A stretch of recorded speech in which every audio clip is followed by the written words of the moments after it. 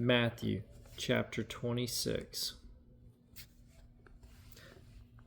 The plot against Jesus. When Jesus had finished saying all these things, he said to his disciples, "As you know, the Passover is 2 days away, and the Son of Man will be handed over to be crucified." Then the chief priests and the elders of the people assembled in the place of the high priest, whose name was Caiaphas, and they schemed to arrest Jesus secretly and kill him. But not during the festival, they said, or there may be a riot among the people. Jesus anointed at Bethany. While Jesus was in Bethany in the home of Simon the leper, a woman came to him with an alabaster jar of very expensive perfume, which she poured on his head as he was reclining at the table. When the disciples saw this, they were indignant. "Why this waste?" they asked. "This perfume could have been sold at a high price and the money given to the poor." Aware of this, Jesus said to them, "Why are you bothering this woman? She has done a beautiful thing to me. The poor you will always have with you, but you will not always have me. When she poured this perfume on my body, she did it to prepare me for burial. Truly I tell you, wherever this gospel is preached throughout the world, what she has done will also be told in memory of her." Judas agrees to betray Jesus.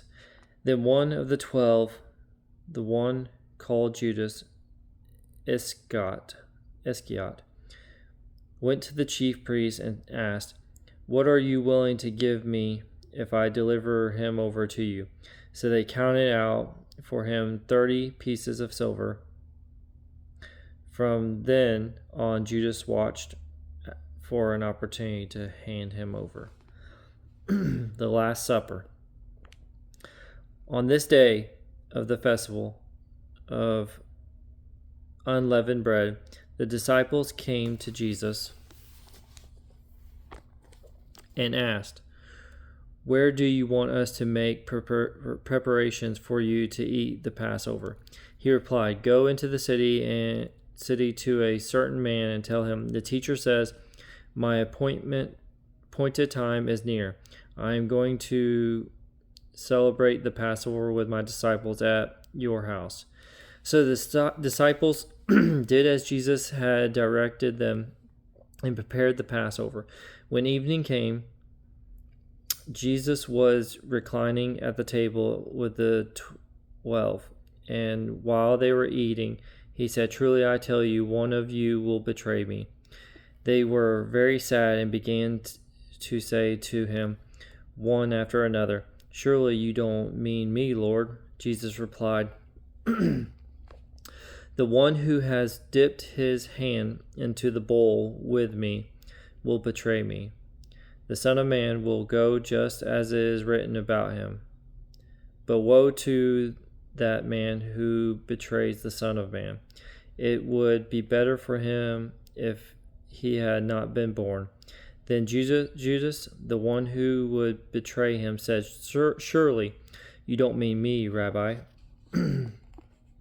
Jesus answered, "You have said so."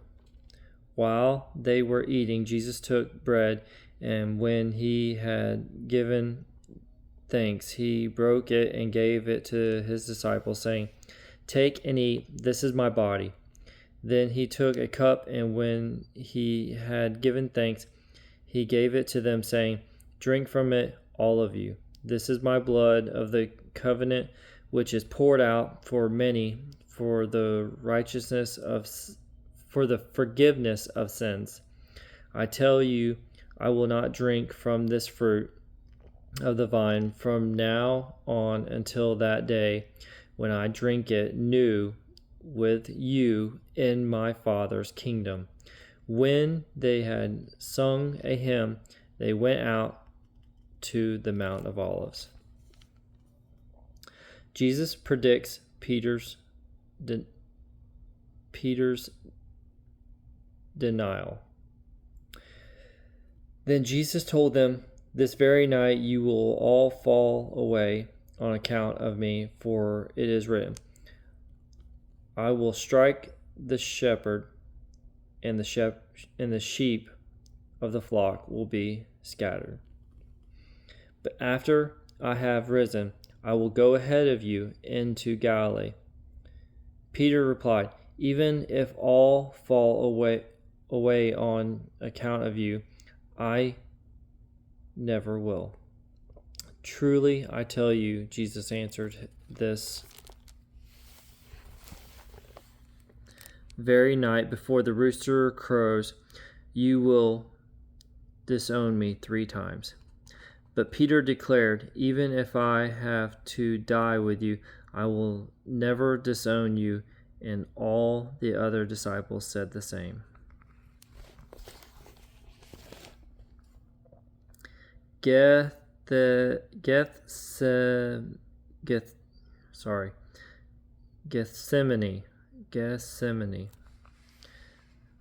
Then Jesus went with his disciples to a place called Gethsemane, and he said to them, "Sit here while I go over there and pray." He took Peter and the 2 sons of Zebedee along with him, and he began to be sorrowful and troubled. Then he said to them, "My soul is overwhelmed with sorrow to the point of death. Stay here and keep watch with me." Going a little farther, he fell with his face down to the ground and prayed, "My Father, if it is possible, may this cup be taken from me, yet not as I will, but as you will." Then he returned to his disciples and found them sleeping. "Couldn't you men keep watch with me for 1 hour?" he asked Peter. "Watch and pray so that you will not fall into temptation. The spirit is willing, but the flesh is weak." He went away a second time and prayed, "My Father, if it is not possible for this cup to be taken away, taken away unless I drink it, may your will be done." When he came back, he again found them sleeping because their eyes were heavy. So he left them and went away once more and prayed the 3rd time, saying the same thing. Then he returned to the disciples and said to them, "Are you still sleeping and resting? Look, the hour has come, and the Son of Man is delivered into the hands of sinners. Rise, let us go. Here comes my betrayer." Jesus arrested. While he was still speaking, Judas, one of the 12, arrived. With him was a large crowd armed with swords and clubs, sent from the chief priests and the elders of the people. Now the betrayer had arranged a signal with them. "The one I kiss is the man. Arrest him." Going at once to Jesus, Judas said, "Greetings, Rabbi," and kissed him. Jesus replied, "Do what you come for, friend." Then the men stepped forward, seized Jesus, and arrested him. With that, one of Jesus' companions reached for his sword, drew it out, and struck the servant of the high priest, cutting off his ear. Put your sword back in its place, Jesus said to him. For all who draw the sword will die by the sword. Do you think I cannot call on my Father, and he will at once put all my disposal more at my disposal more than 12 legions of angels? But how then would the scriptures be fulfilled that say it must happen in this way? In that hour, Jesus said to the crowd, Am I leading a rebellion, that you have come out with swords and clubs to capture me? Every day I sat in the temple courts teaching, and you did not arrest me, but this has all taken place that the writings of the prophets might be fulfilled. Then all the disciples deserted him and fled.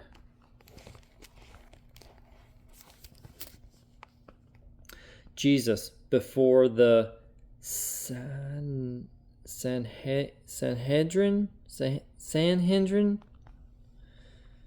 those who had arrested Jesus took him to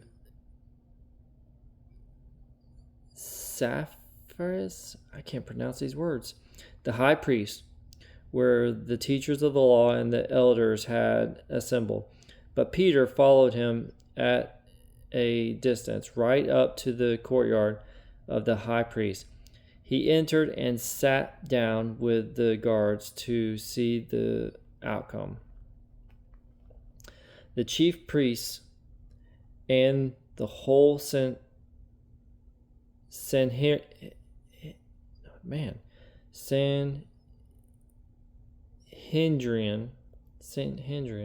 were looking for false evidence against Jesus so that they could put him to death. But they did not find any, though many false witnesses came forward.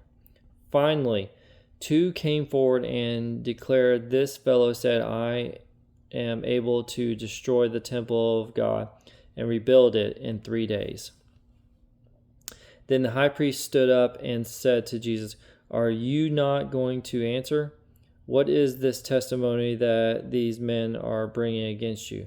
But Jesus remained silent. The high priest said to him, I charge you under oath by the living God, tell us if you are the Messiah, the Son of God. You have said so, Jesus replied, but I say to you, all of you, from now on you will see the Son of Man sitting at the right hand of the Mighty One and coming on the clouds of heaven. Then the high priest tore his clothes and said, He has spoken blasphemy. Why do we need any more witnesses? Look, now you have heard the blasphemy. What do you think?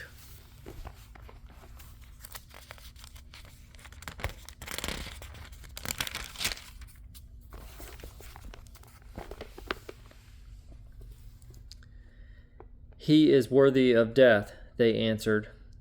Then they spit in his face and struck him with their fists.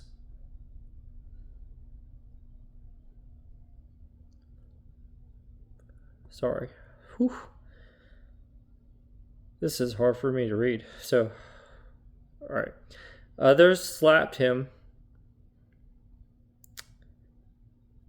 and said, Prophesy to us, Messiah, who hit you?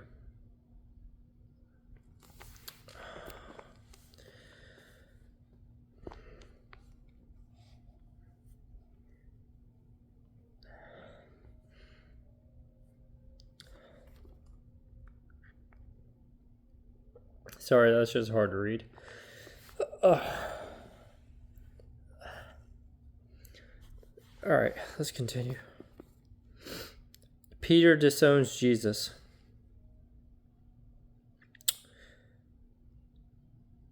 Now Peter was sitting out in the courtyard, and a servant girl came to him You also were with Jesus of Galilee, she said.